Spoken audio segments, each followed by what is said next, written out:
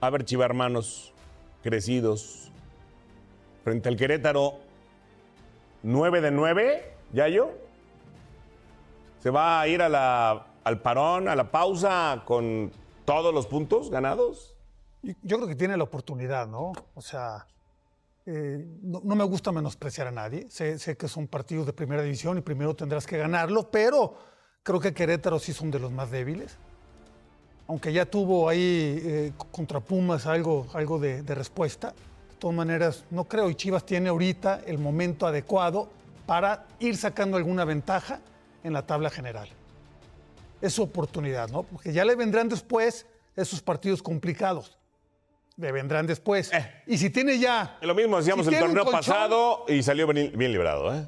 De Tigres, de la América. Ahí fue cuando levantó contra la América. No, entonces va a ser líder general total, ¿no? No lo sé. Si todavía faltan esos que dices que le puede ganar. No, yo lo que digo es que no necesariamente frente a los gallos, no de Querétaro, sino los gallos del torneo, se vaya a caer. No, son los partidos más complicados, la verdad. Cuando uno trae ese envión, piensa que todo está bien, piensa que todo va viento en popa y creo que es cuando uno puede tener un tropezón, ¿no? Así que hay que esperar el resultado. Chivas, como dice Yayo, tiene la oportunidad de poder sacar 9 de 9 y tener este parón para seguir trabajando. ¿Te gustan estas Chivas? ¿Mande? ¿Te gustan estas Chivas? Tiene buena dinámica, me gusta cómo está arrancando el torneo. Digo, esperemos, son 2 jornadas apenas y ojalá que siga así, ¿no? ¿Será la sorpresa del torneo? Yo creo que tanto como sorpresa no, porque Milito viene trabajando muy bien.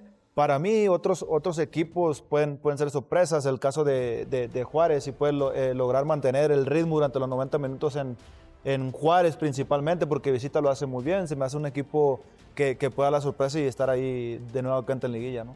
Bueno.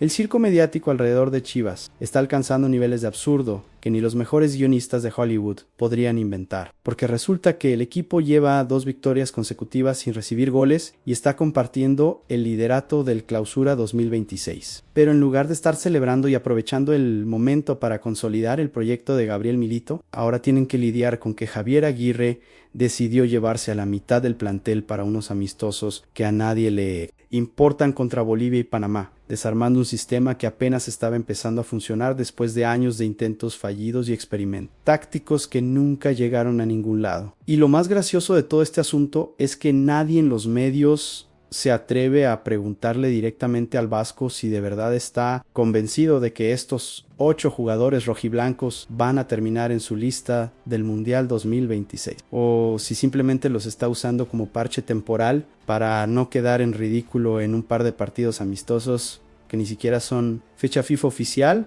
y que solo sirven para llenar las arcas de la Federación Mexicana con boletos vendidos a una afición que todavía cree en el cuento del proceso rumbo a la Copa del Mundo. Mientras tanto, en Guadalajara hay dramas internos que están hirviendo a fuego lento y que nadie quiere mencionar públicamente, como el hecho de que Sergio Aguayo pasó de ser la gran promesa del semestre pasado a estar completamente olvidado tanto en el primer equipo como en el tapatío, o la situación incómoda de que Brian González y Richard Ledesma van a llegar a la selección y van a descubrir que Aguirre los quiere jugar en posiciones que no dominan y con funciones que nunca han hecho en su vida, lo que podría terminar exponiendo sus limitaciones en lugar de resaltar sus virtudes. Y ni hablar del tema delicado del one-time switch que tanto Ledesma como Brian Gutiérrez tendrían que hacer para poder jugar oficialmente con México. Una decisión que suena muy bonita y patriótica cuando la pintan en los medios, pero que en la realidad podría ser la peor apuesta de sus carreras si después resulta que el Vasco nunca tuvo intenciones serias de llevarlos al Mundial y solo los utilizó para salir del paso en partidos intrascendentes. Deja tu like y tu comentario sobre todos estos temas. Vamos a comenzar hablando primero sobre esta convocatoria masiva de 8 jugadores de Chivas que hizo Javier Aguirre, y déjenme empezar con una pregunta muy simple que nadie se está haciendo, pero que es la más importante de todas. ¿De verdad alguien cree que los 8 rojiblancos convocados van a terminar en el avión rumbo al Mundial 2026? ¿O estamos presenciando una vez más la típica estrategia del Vasco de usar un equipo que está funcionando bien para taparle los huecos a su propia incapacidad, de construir una selección con identidad propia? Porque resulta que la lista de convocados incluye a Raúl Rangel, Richard Ledesma, Brian González, Brian Gutierrez, Luis Romo, Roberto Alvarado, Armando González y Ángel Sepúlveda. Prácticamente la columna vertebral del equipo de Gabriel Milito, que lleva 2 jornadas invicto y liderando el torneo. Pero cuando revisas el historial de convocatorias del proceso de Aguirre, te das cuenta de que solamente 2 de esos 8 nombres han sido llamados con frecuencia real, y esos nombres son Raúl Rangel y Roberto Alvarado, lo que significa que los otros 6 están ahí más por conveniencia del momento que por convicción del técnico. Y aquí viene la parte más interesante de toda esta historia, porque el periodista Ignacio Suárez salió a ventilar lo que muchos ya sospechaban, pero nadie se atrevía a decir en voz alta. Y es que Javier Aguirre ya había hecho exactamente la misma jugada hace 25 años cuando convocó a 8 futbolistas de Cruz Azul que venía volando en la Libertadores. Los utilizó como base de su selección en varios partidos amistosos, haciéndole creer a todos que iba a apostar fuerte por la máquina cementera. Pero cuando llegó el momento de armar la lista definitiva para el Mundial, solamente se llevó a 3 de ellos, mientras que los otros 5 se quedaron viendo el torneo por televisión, después de haber sacrificado meses enteros de su carrera en concentraciones y viajes con el tricolor. ¿Casualidad que esté repitiendo exactamente la misma estrategia un cuarto de siglo después? No lo creo, porque el vasco sabe perfectamente que su selección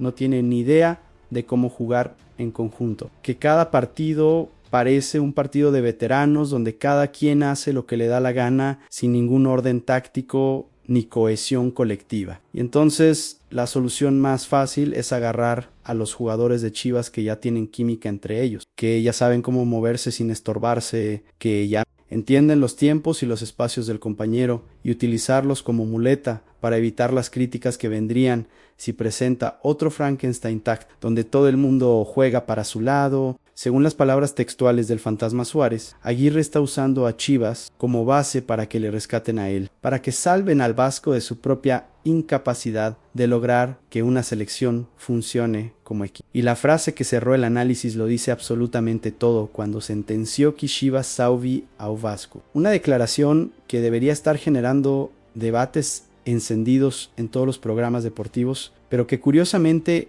pasó casi desapercibida porque a nadie le conviene meterse con el todopoderoso Javier Aguirre. Y aquí viene otra pregunta incómoda que los periodistas oficialistas nunca van a hacer, pero que es fundamental. ¿Le parece justo a alguien que Gabriel Milito tenga que entregar a 8 de sus mejores jugadores justo cuando el equipo está funcionando a la perfección, justo cuando viene un calendario complicadísimo con Querétaro este sábado y después el brutal febrero con América, Cruz Azul y Toluca de manera consecutiva? ¿O resulta que los intereses de la selección mexicana están por encima de todo, sin importar que estés destruyendo proyectos de clubes que llevan años tratando de encontrar su camino? Porque no olvidemos que estos amistosos ni siquiera son fecha FIFA oficial. Son partidos inventados por la federación para generar ingresos vendiendo boletos y derechos de televisión. Y los clubes están obligados a prestar a sus jugadores, aunque eso signifique poner en riesgo todo el trabajo que vienen haciendo durante meses. Yo creo que esta convocatoria masiva es un irrespeto monumental, tanto para Chivas como institución, como para los propios jugadores, que van a ilusionarse con que tienen posibilidades reales de ir al Mundial, cuando la historia nos está diciendo que probablemente solo 2, 3 de ellos van a terminar en la lista final. Pero bueno, así funciona el negocio del fútbol mexicano, donde los intereses de la federación siempre están primero y los clubes tienen que agacharse y aguantar, aunque les duela. Ahora vamos a meternos en un tema que me parece todavía más preocupante que la cantidad de convocados, y ese tema es el problema táctico gigantesco que van a enfrentar Brian González y Richard Ledesma cuando lleguen a concentrarse con la selección mexicana y descubran que Javier Aguirre los convocó pensando en utilizarlos como lateral izquierdo y lateral derecho respectivamente, posiciones que tienen tanto que ver con su rol actual en Chivas como yo tengo que ver con ser astronauta de la NASA. ¿Y por qué digo esto? Porque aunque es cierto que ambos parten desde la banda en el sistema de Gabriel Milito, la realidad es que funcionan más como carrileros o mediocampistas exteriores con licencia para atacar constantemente, que como laterales tradicionales que se dedican a defender y a subir cuando el técnico les da permiso. Porque no se quedan pegados a la línea defensiva esperando que les llegue el balón, ni su principal responsabilidad es marcar al extremo rival, sino que está involucrados permanentemente en la construcción del juego con proyección ofensiva ilimitada, apariciones sorpresivas por el centro del campo, asociaciones constantes con los volantes creativos y una libertad táctica que les permite expresar todo su potencial técnico. Este cambio radical de funciones y de responsabilidades podría hacer que ninguno de los dos brille en el Tri como lo están haciendo en el rebaño sagrado, y no porque les falte calidad o porque no sean buenos futbolistas, sino simplemente porque los están poniendo a jugar en una posición que no es la suya y con tareas que nunca han realizado de manera sistemática en su carrera profesional. Y antes de que vengan los defensores de Javier Aguirre a decir que estoy exagerando o inventando problemas donde no los hay, déjenme recordarles el caso clarísimo de Luis Romo, quien en el Guadalajara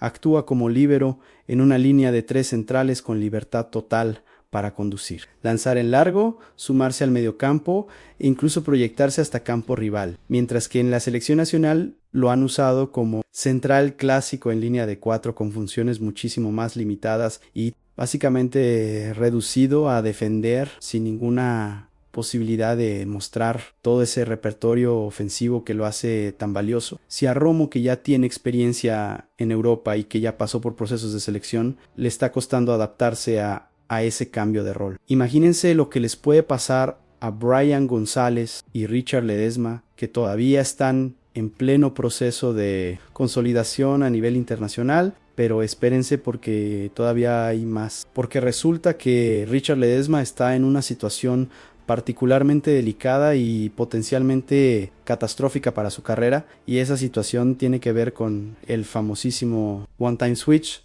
que tendría que realizar si quiere ser elegible oficialmente para jugar con México en competencias oficiales. Y aquí viene la pregunta que debería estar quitándole el sueño tanto a Ledesma como a su representante: ¿vale realmente la pena renunciar para siempre a la selección de Estados Unidos? Cerrar definitivamente todas las puertas con la Federación Estadounidense, que fue la que lo formó y lo apoyó durante años, solamente para apostarle a que Javier Aguirre lo va a llevar al Mundial 2026, cuando ni siquiera haciendo el cambio de federación tiene garantizado un lugar en la lista, porque existe la posibilidad absolutamente real de que Ledesma haga el One Time Switch pensando que eso le asegura su boleto a la Copa del Mundo. Pero después resulta que Aguirre decide que no lo lleva porque considera que no encaja en su sistema táctico más tradicional y conservador, dejándolo literalmente sin selección porque ya no puede volver con Estados Unidos, y México tampoco lo quiere para su proyecto de largo plazo. Un escenario de pesadilla que podría arruinar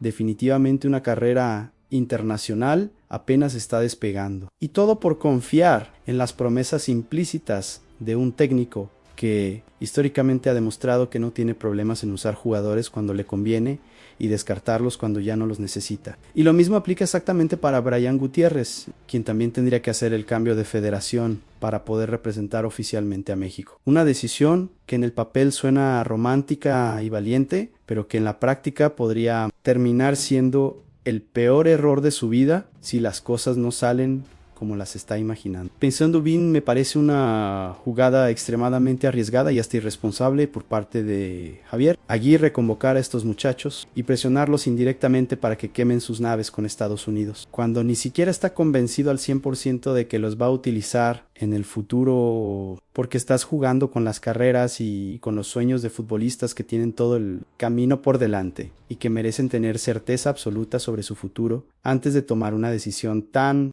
trascendental e irreversible como cambiar de país en términos futbolísticos. Ya que estamos hablando de jugadores rojiblancos cuyo futuro se está complicando de maneras inesperadas, ahora tenemos que meternos de lleno en la crisis existencial que está viviendo Sergio Aguayo. Y aquí viene otra pregunta incómoda que nadie se está haciendo, ¿cómo es posible que un futbolista que hace 3 meses era la gran revelación de la Apertura 2025 y que convenció tanto a Gabriel Milito durante la pretemporada que la directiva decidió ejercer la opción de compra para ficharlo? Definitivamente desde Pachuca ahora esté completamente borrado tanto en el primer equipo como en el tapatío, apenas arrancando el Clausura 2026. ¿Qué pasó en esos 3 meses para que cayera tan rápido y tan estrepitosamente del radar de todos? Porque resulta que aunque todo apuntaba a que Aguayo se había ganado un lugar en la consideración de Milito después de sus actuaciones convincentes en los amistosos de preparación ante Irapuato y Leones Negros, la realidad brutalmente honesta es que la competencia en la delantera rojiblanca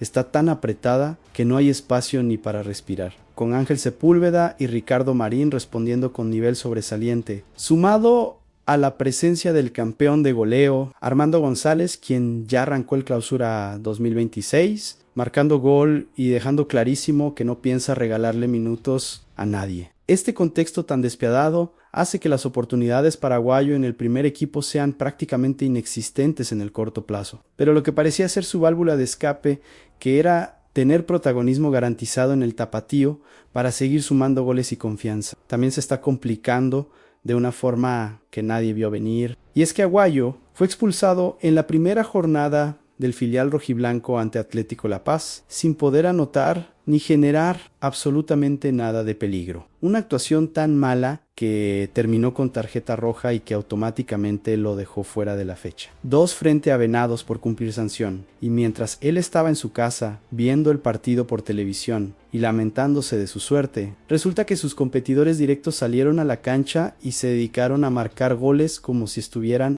jugando FIFA en modo fácil. Vladimir Moragrega y Daniel Villaseca han marcado en los 2 partidos que ha disputado la filial, con Moragrega incluso firmando un doblete espectacular ante Venados, que fue fundamental para la remontada y la primera victoria del tapatío en el torneo, demostrando que cuando tienes oportunidad de jugar tienes que aprovecharla al máximo, porque en el fútbol profesional nadie te va a regalar nada. Si este nivel de producción goleadora tan impresionante se mantiene en las próximas jornadas, Sergio Aguayo va a terminar completamente relegado en la lucha por minutos tanto en Chivas como en el equipo de expansión, convirtiéndose en ese tipo de jugador que ni juega en primera ni juega en la filial, pero que sigue cobrando su sueldo todos los meses mientras ve pasar los partidos desde la tribuna. Aunque, claro, desde la directiva rojiblanca salieron rápidamente a mandar el mensaje tranquilizador de que mantienen plena confianza en el talento de Aguayo y que consideran que es un delantero con muchísimo futuro. Pero todos sabemos que ese tipo de declaraciones son el ABC de las relaciones públicas y no significan absolutamente nada cuando las acciones dicen exactamente lo contrario. Hay que mencionar que podría abrirse una ventana de oportunidad para Sergio Aguayo, considerando que Armando González y Ángel Sepúlveda fueron convocados a la selección mexicana y van a estar ausentes durante varios días, lo que podría hacer que Gabriel Milito lo llame nuevamente para entrenar con el primer equipo y demostrar que no está muerto en vida. Pero sinceramente me cuesta creer que una simple semana de entrenamientos sea suficiente para revertir toda la mala impresión que dejó con su expulsión tonta en el tapatío. Yo creo que Aguayo cometió el error clásico de muchos jugadores jóvenes, que es relajarse después de que el club paga por ellos, pensando que ya tienen el futuro asegurado, cuando en realidad es exactamente el momento en que más tienes que apretar el acelerador para justificar la inversión que hicieron en ti. Cambiando completamente de tema, pero quedándonos dentro del universo rojiblanco. Ahora toca hablar sobre el inicio soñado que está teniendo Chivas en el Clausura 2026. Y aquí viene otra pregunta que me parece fundamental. Este arranque perfecto con 2 victorias en 2 jornadas y 0 goles recibidos es realmente el reflejo de un equipo sólido que viene a pelear cosas importantes, o simplemente es el típico espejismo del inicio de torneo que después se desvanece en cuanto empiezan a llegar los partidos complicados contra rivales de verdad, porque no olvidemos que las victorias llegaron ante Pachuca, que viene en picada desde hace varios torneos, y ante Juárez, que históricamente siempre ha sido un equipo al que Chivas le saca buenos resultados. Entonces la verdadera prueba de fuego va a venir en febrero cuando tengan que enfrentarse nada menos que a América. Cruz Azul y Toluca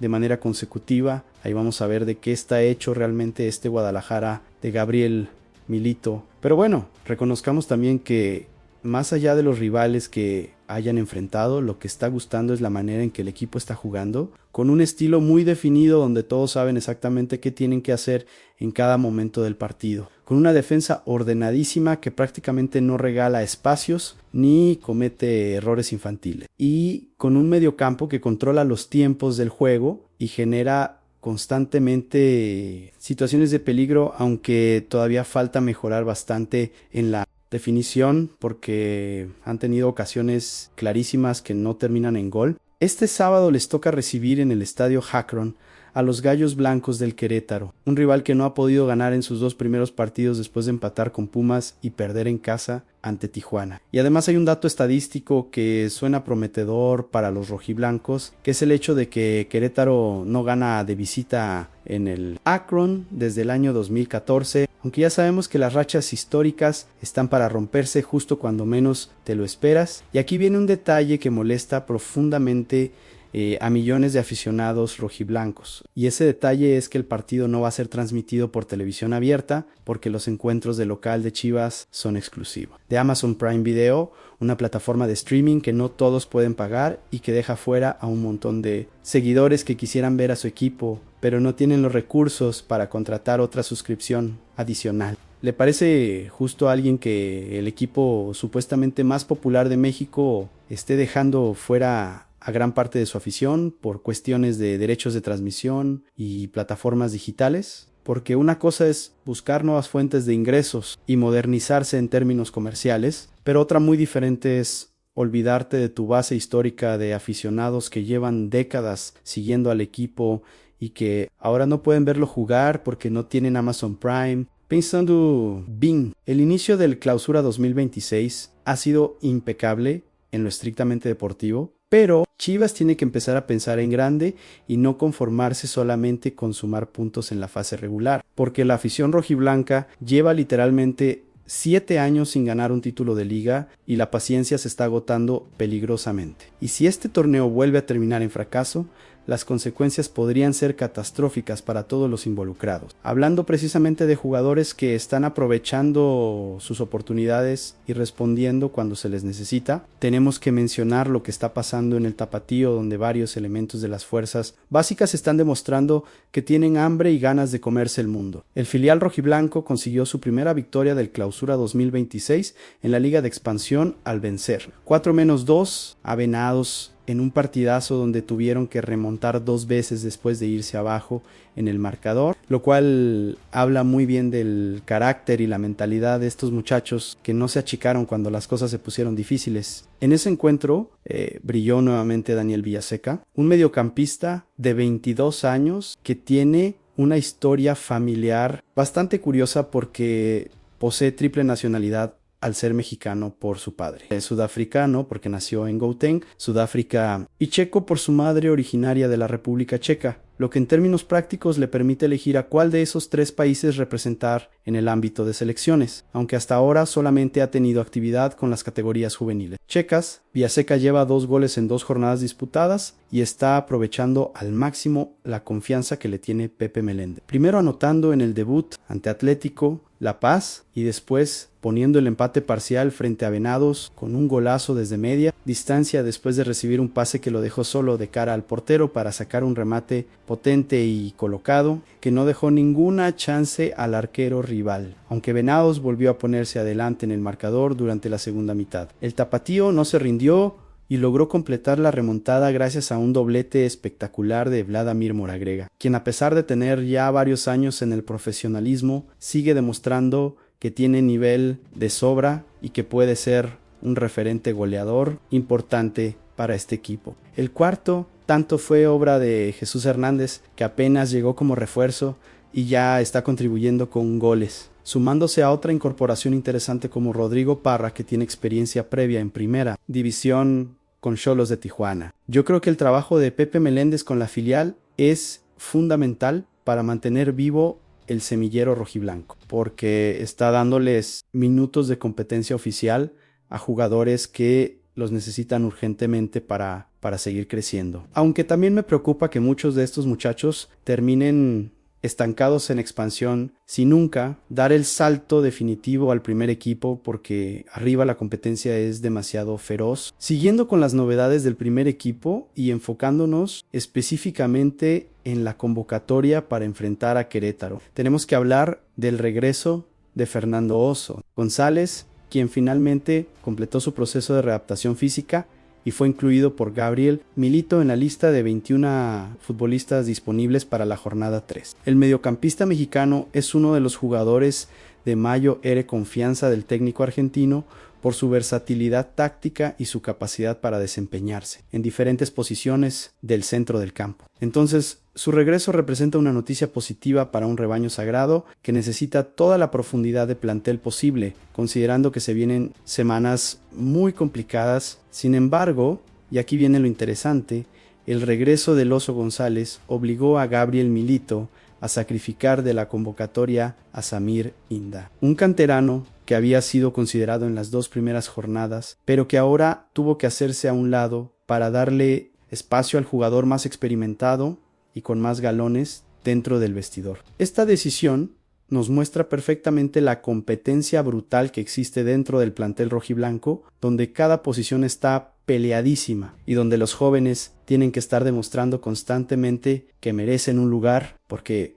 cualquier bajón mínimo de rendimiento puede significar quedar fuera inmediatamente. Todo apunta a que Milito va a repetir el mismo 11 titular que ha utilizado en las 2 primeras jornadas, siguiendo esa filosofía tan común en el fútbol de qué equipo que gana no se toca, con Raúl Rangel bajo los 3 palos, una línea de 4 con Richard Ledesma, Daunier Agui, José Castillo y Brian González, un mediocampo con Luis Romo, Brian Gutiérrez y Omar Gobea, y un tridente ofensivo con Roberto Alvarado, Efraín Álvarez y Armando González. Yo creo que Milito está haciendo perfectamente bien en mantener la base del equipo mientras siga funcionando, porque cuando encuentras una fórmula ganadora, lo último que debes hacer es cambiarla por capricho o por presión mediática de darle minutos a otros jugadores. En ese sentido de mantener la confianza y proyectar ambición hacia el futuro, no podemos dejar de mencionar las declaraciones que soltó Daniel Aguirre en una entrevista con Chivas TV, donde el defensor mexico-estadounidense dejó clarísimo que en el Guadalajara el único objetivo que vale es ser campeón y que no se van a conformar con llegar a semifinales, ni mucho menos con clasificar entre los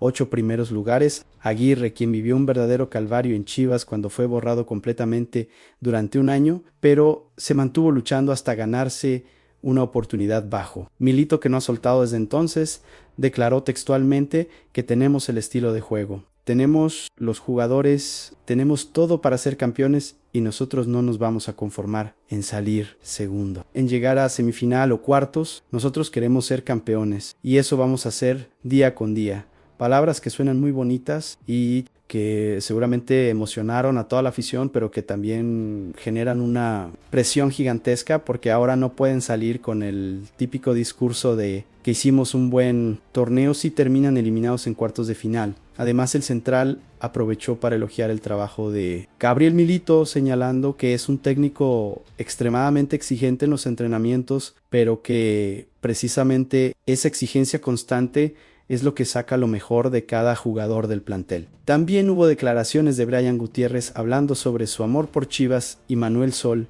mandándole un recadito directo a Mauri Vergara, esperando que no se repitan los errores históricos de desmantelar proyectos prometedores. Pensando bien, estas declaraciones de Daniel Aguirre me parecen un arma de doble filo, porque por un lado demuestran que el vestidor está convencido y confiado de que puede lograr cosas grandes, pero por otro lado te están metiendo en un callejón sin salida donde cualquier resultado que no sea el campeonato va a ser visto como un fracaso rotundo.